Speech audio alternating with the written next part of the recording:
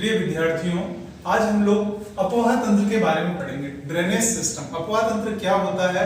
कोई नदी जो बहती है किस स्वरूप में बह रही है, उसी के बारे में आज हम लोग डिस्कस करेंगे। हम लोग ये पढ़ेंगे भारत के अपवाह तंत्र को हमने कितने भागों में बांटा है, इसके कौन कौन से स्वरूप है, उसी पे चर्चा करते हैं। स्टार्ट करते हैं। जल ग्रहण, कैचमेंट। जल ग्रहण क्या होता है? ये कंपटीशन एग्जाम में कई बार पूछा हुआ प्रश्न है। जल ग्रहण से आप क्या समझते हैं? तो जल ग्रहण एक नदी अपना जल विशिष्ट क्षेत्र में से बहाकर लाती है। यानी एक नदी क्या होती है, जैसे इसको हम ये समझें, ये पहाड़ी क्षेत्र है, यहाँ से ये नदी जल बहाकर एक विशिष्ट क्षेत्र से, यानी एक विशिष्ट क्षेत्र से जल ले जाती है। इसे हम क्या कहेंगे? इसे हम कैचमेंट, जल ग्रहण कहेंगे। एक नदी अपना जल विशिष्ट क्षेत्र से बहाकर लाती है, वो कहलाएगा जल ग्रहण क्षेत्र। दूसरा जो इंपॉर्टेंट चीज बनती है, अपवाह द्रोणी। अपवाह द्रोणी क्या है?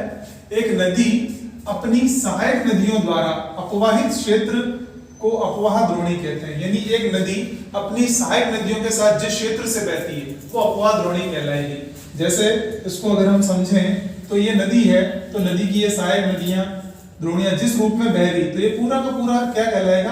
अपवाह द्रोणी। इसके बाद में जो महत्वपूर्ण बिंदु बनता है, जल विभाजक, वाटरशेड। जल विभाजक क्या है? वह रेखा जिसके आधार पर जल विभाजित होता है। जल विभाजित यानी अपवाह द्रोणी दूसरे अपवाह से अलग करने वाली सीमा को जल विभाजक कहते हैं। भारत में अगर हम कहें तो जल विभाजक क्या है?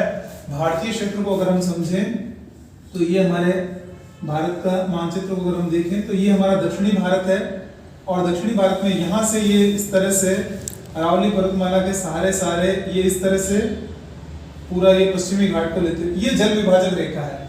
यानी इसके इस तरफ जो भी नदियां बहती है, नर्मदा, ताप्ती, ये सब कहाँ जाती है? अरब सागर में अपना जल गिराती है। और इसके इस तरफ बहने वाली नदियां बंगाल की खाड़ी के अंदर अपना जल गिराती है। तो ये जो रेखा है ये कहलाएगी जल विभाजक रेखा या जल विभाजक, ये कहलाता है। अब इसके बाद में अपवाह क्या है?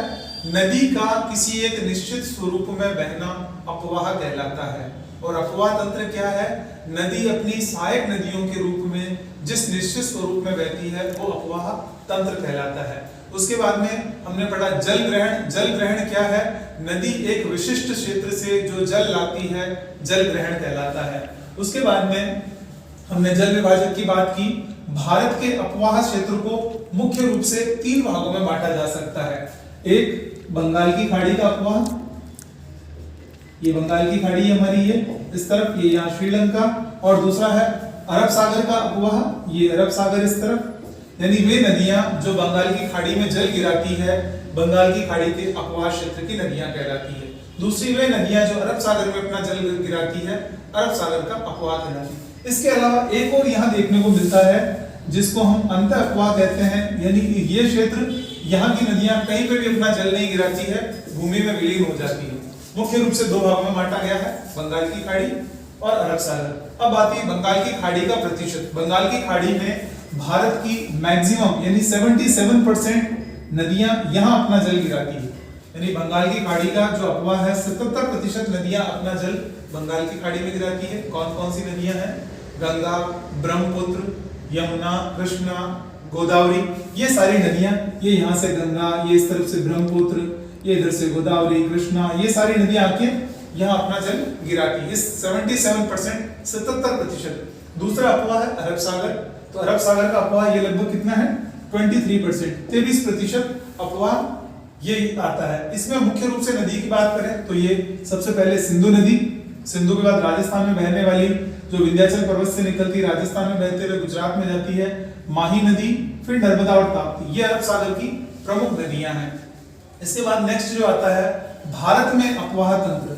यानी जो इंडिया का जो अपवाह तंत्र है, इसको एक तो ये आधार है, दूसरा आधार ये है बांटने का कि यहाँ ये उत्तर में जो है हिमालय पर्वत, तो हिमालय पर्वत की नदियां, और दूसरा है प्रायद्वीपीय भारत, तो प्रायद्वीपीय अपवाह तंत्र। तो मुख्य रूप से 2 भागों में बांटा जा सकता है, हिमालय अपवाह और प्रायद्वीपीय अपवाह। अब हम इसको थोड़ा समझें। तीसरा जो अंत अपवाह है जिसमें नदियां विलीन हो जाती है, जो राजस्थान के क्षेत्र में आता है, जो खारे पानी की झीलें होती है, जहां हिमालय अपवाह में सबसे पहली चीज, ये नदियां कहाँ बहती है?